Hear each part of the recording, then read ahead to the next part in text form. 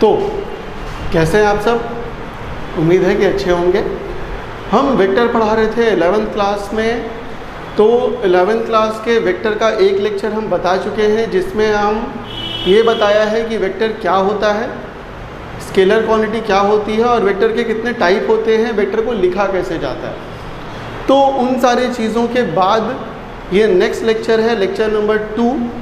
अगर आपने वो पहले वाला लेक्चर नहीं देखा है तो इसको पॉज कीजिए, पहले वो वाला देख लीजिए, उसके बाद ये चीज़ें ज़्यादा अच्छे से समझ में आएंगी। अब बात कर रहे थे टाइप्स ऑफ वेक्टर का। 4 टाइप उस लेक्चर में बता चुके थे। एक बहुत ही इम्पॉर्टेंट टाइप जो है वेक्टर का, वो आज हम क्लियर करने जा रहे हैं, तो थोड़ा पेशेंस रखिए और ध्यान से समझने की कोशिश कीजिएगा, क्योंकि ये वाला लेक्चर जो है वो सबसे इम्पॉर्टेंट होगा आपके वेक्टर के लिए। तो टाइप्स ऑफ वेक्टर में जो 5वां वेक्टर है उसका नाम है यूनिट वेक्टर।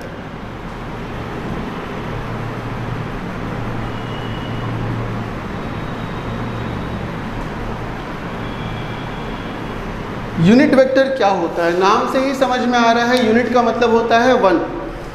ठीक है, तो यूनिट वेक्टर का मतलब होता है those vectors whose magnitude is 1 या मैग्नीट्यूड इज यूनिटी। मैग्नीट्यूड का मतलब हिंदी में अगर बोले तो परिमाण। तो ऐसे वेक्टर जिसका परिमाण 1 होता है उस टाइप के वेक्टर को कहते हैं unit vector.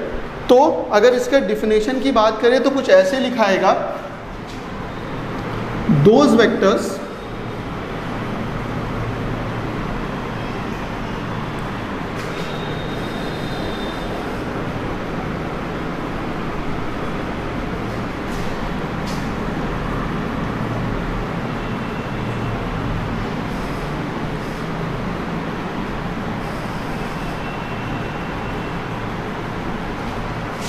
Those vectors whose magnitude is unity is called unit vector. ठीक है, आगे बढ़ते हैं। ये तो फिजिक्स के लैंग्वेज में हो गया। थोड़े जिशान सर के लैंग्वेज में अगर बात करें तो समझना इसको कैसे है, ध्यान से देखिए। जैसे मान लीजिए हम आपको एक नंबर लिखने बोलते हैं, जैसे सपोज कीजिए 5, तो 5 को आप ऐसे लिखिएगा। ठीक है, हम कह रहे हैं कि अगर हम 5 को इस तरीके से लिख दें तो क्या कोई दिक्कत है? जी बिल्कुल नहीं, कोई दिक्कत नहीं होगी। ये भी 5 है, ये भी 5 है। तो याद ये रखना है कि वेक्टर को इस तरीके से ना लिख करके हमेशा हम इस तरीके से लिखते हैं, जहाँ पर इधर वाला जो हिस्सा होता है वो वेक्टर के मैग्नीट्यूड को बताता है और इधर वाला जो हिस्सा होता है वो वेक्टर के डायरेक्शन को बताता है। तो वेक्टर को अगर लिखना है तो वेक्टर में क्या होता है, वेक्टर को लिखना है तो वेक्टर में एक हिस्सा मैग्नीट्यूड होगा उसका, और साथ में बगल में एक और चीज़ होगा जो उसके डायरेक्शन को बताएगा, और उस चीज़ को कहते हैं यूनिट वेक्टर। क्या बोलते हैं? Unit vector. तो आ रहा ना समझ में? यूनिट वेक्टर क्या हुआ? एक ऐसी चीज़ है जिसका मैग्नीट्यूड 1 होता है और उसका एक डायरेक्शन होता है। तो यहाँ से एक और तरीके से आप समझा सकते हैं यूनिट वेक्टर को। क्या बोलिएगा? यूनिट वेक्टर को ये बोलिएगा, it is a kind of vector whose magnitude is unity and it gives a direction to the vector। तो ये चीज़ क्या देता है? डायरेक्शन देता है। इसमें ऐड कर दीजिए and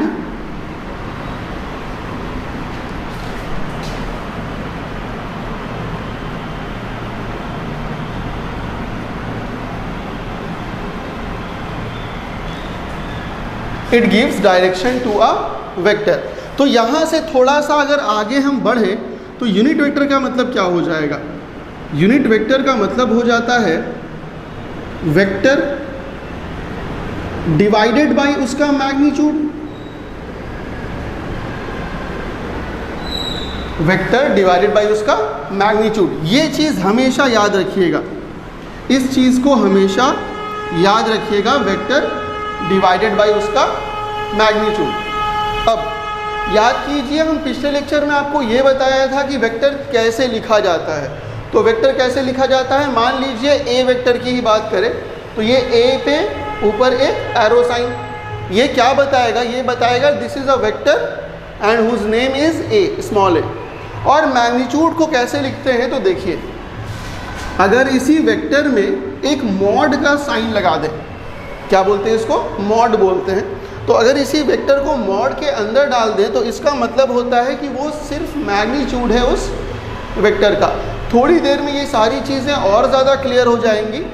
अब थोड़ा सा आगे और देखिए, इसी चीज़ को आप एक और तरीके से लिख सकते हैं, ए वेक्टर, या फिर आप इसको सिंपल सिर्फ ए लिख सकते हैं। अगर सिंपल ए लिखा रहेगा तो भी वो मैग्नीट्यूड को बताएगा, और ए वेक्टर के अंदर मॉड रहेगा तो भी वो मैग्नीट्यूड को ही बताता है। तो वेक्टर क्या, यूनिट वेक्टर क्या हुआ, समझ में आ गया होगा। आगे बढ़ते हैं। अब देखिए,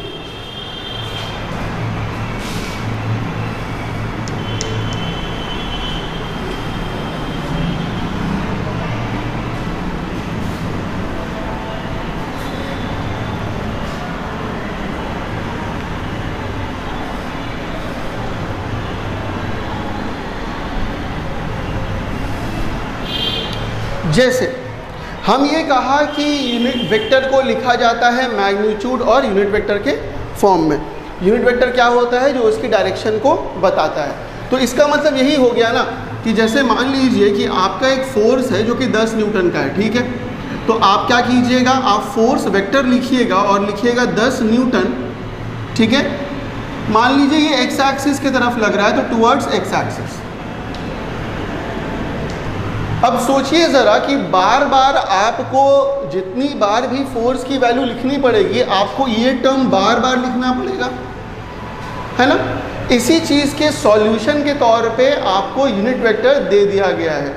ये सेम उसी तरीके से है जिस तरीके से आप बायोलॉजी में बायोलॉजिकल नेम पढ़ते हैं। जैसे फ्रॉग बोलिएगा तो सिर्फ इंग्लिश जानने वाले को ही समझ में आएगा, लेकिन राना टिग्रीना बोलिएगा तो बायोलॉजी जानने वाले सबको पता चल जाता है। सेम केमिस्ट्री में भी, ऑर्गेनिक केमिस्ट्री में आप नोमेनक्लेचर पढ़ते हैं, वो भी इस वजह से ही किया गया कि सारे भाषा बोलने वाले को समझ में आ जाए।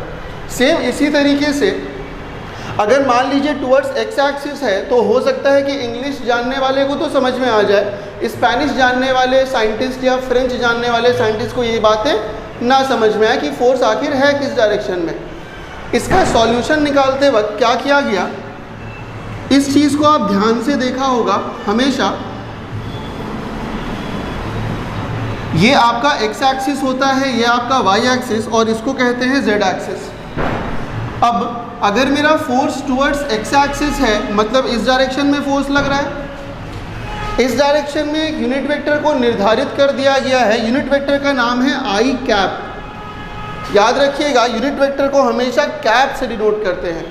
तो ये कैप हुआ, आई कैप। वाई एक्सिस की तरफ एक यूनिट वेक्टर निर्धारित कर दिया गया है, नाम है जे कैप, और इस तरफ एक क्या नाम है, के कैप। तो बार बार आपको टुवर्ड्स एक्स एक्सिस ना लिखना पड़े, आपका आंसर कुछ ऐसा हो जाएगा, F vector should be equal to 10 i cap Newton.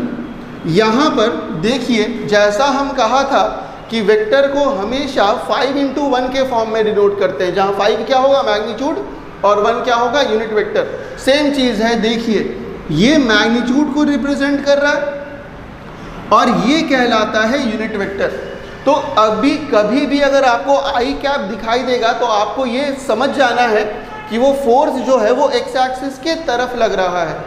मान लीजिए किसी चीज़ को आप ऐसे उठाते हैं, सीधा होता है ना, किसी डब्बे को ऐसे उठाया, फोर्स कहाँ लगा रहे हैं आप, ऊपर की तरफ लगा रहे हैं, और फोर्स क्या है, एक वेक्टर है। मान लीजिए आप 15 न्यूटन का फोर्स लगा रहे हैं, तो उसको फिजिक्स के लैंग्वेज में F बराबर आप लिखिएगा 15 जे कैप।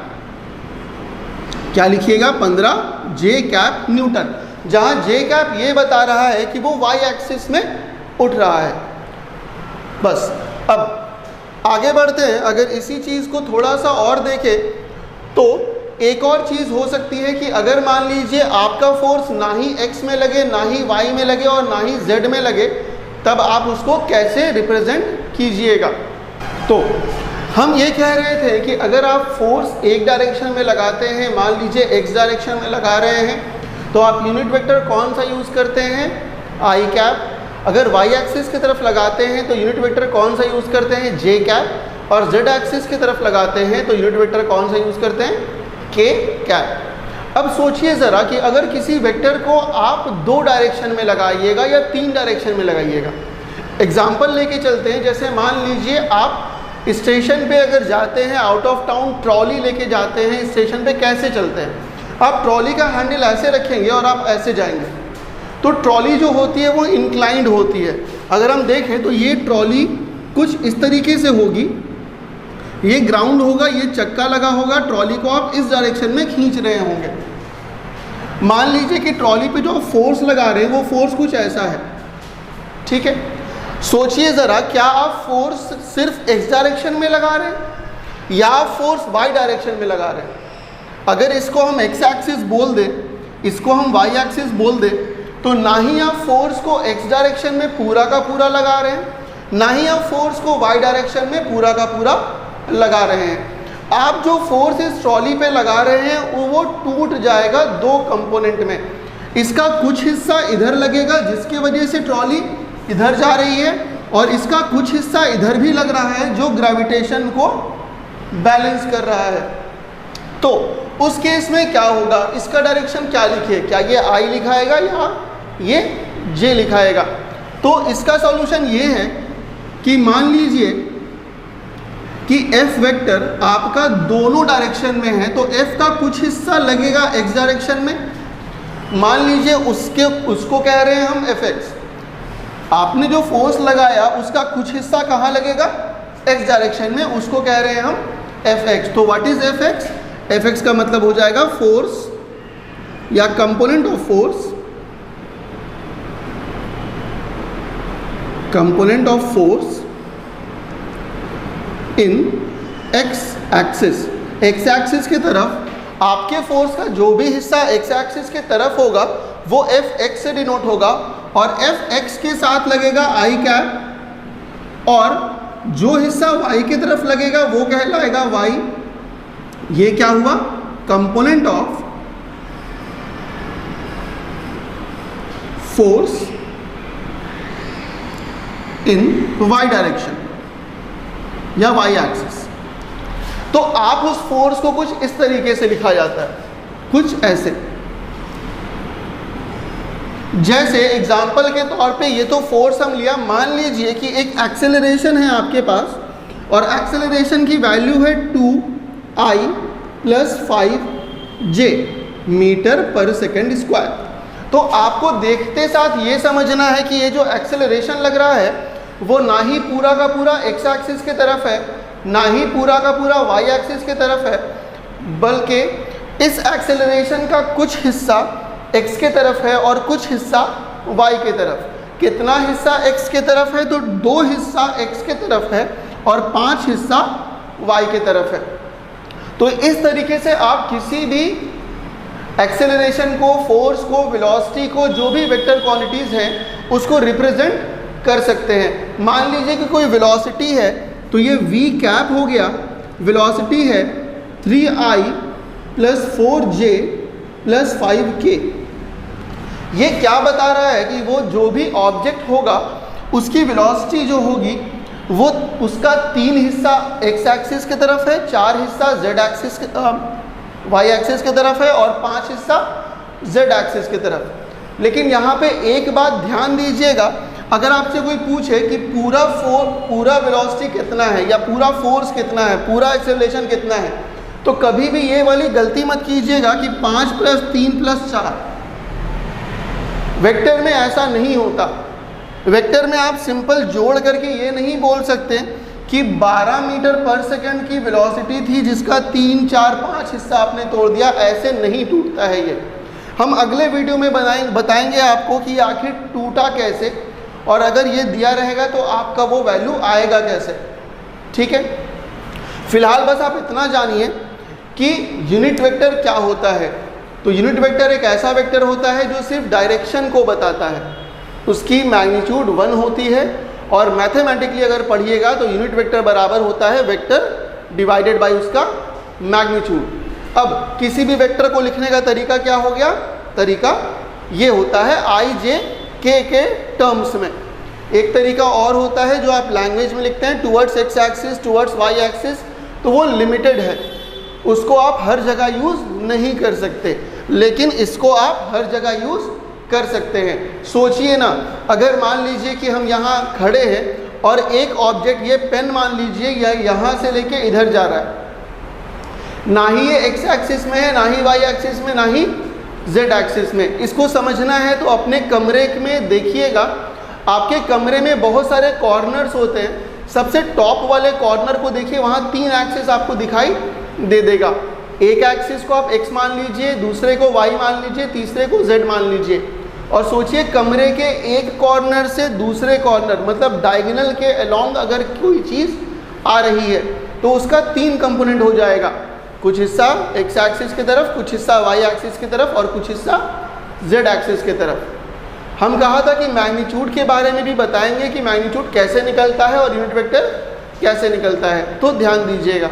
तो मैग्नीट्यूड को समझने के लिए देखिए ज़रा क्या करेंगे हम एक एग्जाम्पल लेते हैं। एग्जाम्पल के तौर पे मान लीजिए एक फोर्स को ही लिया। इस फोर्स की क्या वैल्यू है? तो इस फोर्स का वैल्यू है 2I + 5J + 3K। तो इसका क्या मतलब हुआ? इसका मतलब हुआ कि एक फोर्स लग रहा है जो कि ना ही पूरा x एक्सिस में, ना ही y में, ना ही z में, वो बीच में कहीं पर है। ठीक है, अब अगर ये फोर्स आपको दिया हुआ है तो इसका मैग्नीट्यूड कैसे निकलता है? तो इसका मैग्नीट्यूड कुछ इस तरीके से निकलेगा। कुछ ऐसे लिखिएगा या सिंपल f लिख दीजिए, कोई दिक्कत नहीं है। रूट अंडर कीजिए, जो कंपोनेंट x एक्सिस की तरफ है उसका स्क्वायर कीजिए, जो y के तरफ उसका स्क्वायर कीजिए और जो z की तरफ है उसका स्क्वायर कीजिए। तो आपका आंसर क्या आएगा? रूट अंडर, इसी एग्जाम्पल के तौर पे, तो 2 का स्क्वायर + 5 का स्क्वायर + 3 का स्क्वायर। ये f की जो वैल्यू आएगी वो आएगी रूट अंडर 4 + 25 + 9। f की वैल्यू क्या आ गई? f की वैल्यू आएगी 5 9 9 2 18, हाथ में रहा 1 3। तो रूट अंडर 38 न्यूटन का एक फोर्स था, रूट अंडर 38 न्यूटन का एक फोर्स था, और वो फोर्स जब टूटा है 3 एक्सिस में तो उसकी वैल्यू 2 5 और 3 आई है। तो दिस इज कॉल्ड वेक्टर। ये वेक्टर को लिखने का तरीका i j k के फॉर्म में, या बोले तो यूनिट वेक्टर के फॉर्म में, और ये उसके मैग्नीट्यूड को लिखने का तरीका। f लिखिए या फिर f वेक्टर देके मॉड दे दीजिए, बात बराबर होगी। हम कहा कि यूनिट वेक्टर क्या होता है, तो यूनिट वेक्टर क्या होगा? f cap should be equal to vector divided by उसका मैग्नीट्यूड। तो वेक्टर क्या हो जाएगा? वेक्टर हो जाएगा आपका 2I + 5J + 3K divided by root under 38। ये हो गया उस वेक्टर का यूनिट वेक्टर। अब बोलिए, अजीब सा आंसर दिख रहा है ना? बहुत अजीब सा आंसर दिखाई दे रहा है। आपने तो कहा कि i j k में आता है, ये अजीब सा कैसे आ गया? देखिए बच्चों, है क्या, हम ये कहा कि पूरा का पूरा x एक्सिस में होगा तो सिर्फ i ले लीजिए, पूरा का पूरा y एक्सिस में होगा तो j ले लीजिए, पूरा का पूरा z एक्सिस में होगा तो k ले लीजिए, कोई दिक्कत नहीं। लेकिन अगर कोई फोर्स तीनों एक्सिस के बीच में है, जैसे मान लीजिए ये x एक्सिस, y एक्सिस और ये z एक्सिस। z एक्सिस क्या हो जाएगा आपका? ये x हो गया, ये y हो गया, ये मान लीजिए z एक्सिस कुछ ऐसे, ये होता ना z एक्सिस, और आपका फोर्स लग रहा था ऐसे। ये फोर्स जो है वो ना ही x एक्सिस में है, ना ही y एक्सिस में, ना ही z एक्सिस में। तो इस फोर्स का मैग्नीट्यूड कितना है? मैग्नीट्यूड तो रूट अंडर 38 है, कोई दिक्कत नहीं। लेकिन अगर इस लाइन के अलोंग हम एक यूनिट वेक्टर निकालेंगे तो इसके यूनिट वेक्टर में i भी आएगा, j भी आएगा और k भी आएगा। That is the answer. देखिए i j k तीनों है। अगर सेम यही फोर्स सिर्फ x और y में रहता ऐसे, तो इसमें क्या होता? इसके यूनिट वेक्टर में सिर्फ i आता और सिर्फ j आता, k की वैल्यू 0 हो जाती। और यही फोर्स सिर्फ और सिर्फ y में होता तो i नहीं रहता, k भी नहीं रहता, आंसर में सिर्फ j आता। तो that is called unit vector. Unit vector confusion मिटाने के लिए है, क्योंकि आपका इंग्लिश लैंग्वेज हर जगह इस्तेमाल नहीं होता। तो फिजिक्स में हम लोग यूनिट वेक्टर को निर्धारित कर दिया है कि हाँ आई कैप ले रहे हैं तो वो एक्स एक्सिस की तरफ, जे कैप ले रहे हैं तो वाई एक्सिस की तरफ, और के कैप ले रहे हैं तो जेड एक्सिस की तरफ। और ये तरीका होगा किसी भी यूनिट वेक्टर के मैग्नीट्यूड को निकालना, यूनिट वेक्टर को निकालना और वेक्टर निकालना। यहाँ से आपके पहले न्यूमेरिकल सेक्शन से स्टार्ट हो रहे हैं, तो आपको क्वेश्चन ऐसे ही दिया रहेगा, छोटा छोटा क्वेश्चन आता है 11th में, आपको एक वेक्टर दे देगा इस तरीके का, आपको कहेगा find the magnitude and also find the unit vector of those vectors. तो कुछ क्वेश्चंस हम यहाँ लिख रहे हैं, आपको वो बनाना है और बना करके बाद में हमको शो भी करना है। देखिए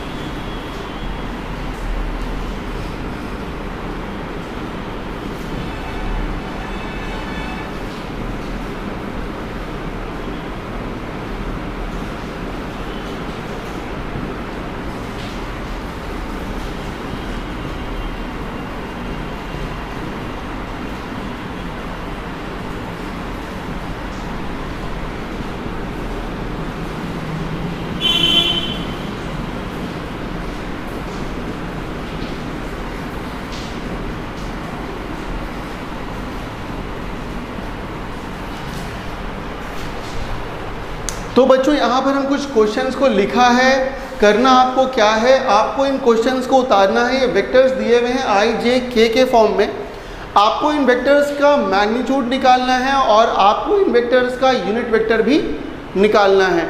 अब देखिए ये कैसे होगा, तो तरीका वही फॉलो होगा। सबसे पहले मैग्नीट्यूड निकालिएगा, मैग्नीट्यूड निकालते वक्त root under 2 square plus 3 square plus 4 square कर दीजिएगा, आपका मैग्नीट्यूड आ जाएगा। और जब यूनिट वेक्टर निकालना होगा तो बस इसी वेक्टर को लिख दीजिएगा, डिवाइड कर दीजिएगा उसके मैग्नीट्यूड से। अब देखिए यहाँ पे माइनस साइन भी आ रहा है तो कोई दिक्कत वाली बात नहीं है, ये हो जाएगा 6 स्क्वायर, -2 का स्क्वायर कितना होता है 4 ही होता है, कोई दिक्कत नहीं। -1 का स्क्वायर 1 ही होता है, कोई दिक्कत नहीं। तो माइनस भी अगर रहे तो कोई दिक्कत नहीं, फॉर्मूला आपको वही इस्तेमाल करना है, root under ax square plus bx square plus cx square. तो ax की जगह ये, bx की जगह -2 और cx की जगह -1। रूट वाला टर्म यहाँ पर थोड़ा सा डिफिकल्ट है, कोई दिक्कत नहीं, इतना आप कर सकते हैं। अब जिन लोगों को मेरा नाम नहीं पता, मेरा नाम है ज़ीशान अली और डिस्क्रिप्शन में अपना व्हाट्सएप नंबर हम आज इस वीडियो में लिख देंगे। अगर आप सॉल्यूशन बना लीजिएगा, आपको कहीं पर भी दिक्कत होती है, आप डिस्क्रिप्शन में मेरा व्हाट्सएप नंबर देख करके हमको मैसेज कर सकते हैं। और अगर ये होमवर्क आप बना रहे हैं, कहीं भी दिक्कत हुई आप हमसे पूछ सकते हैं और इसको सबमिट भी आप वैसे ही कीजिएगा। आप फ़ोटो क्लिक करके हमको व्हाट्सएप पे सेंड कर सकते हैं अपने नाम के साथ। Thank you.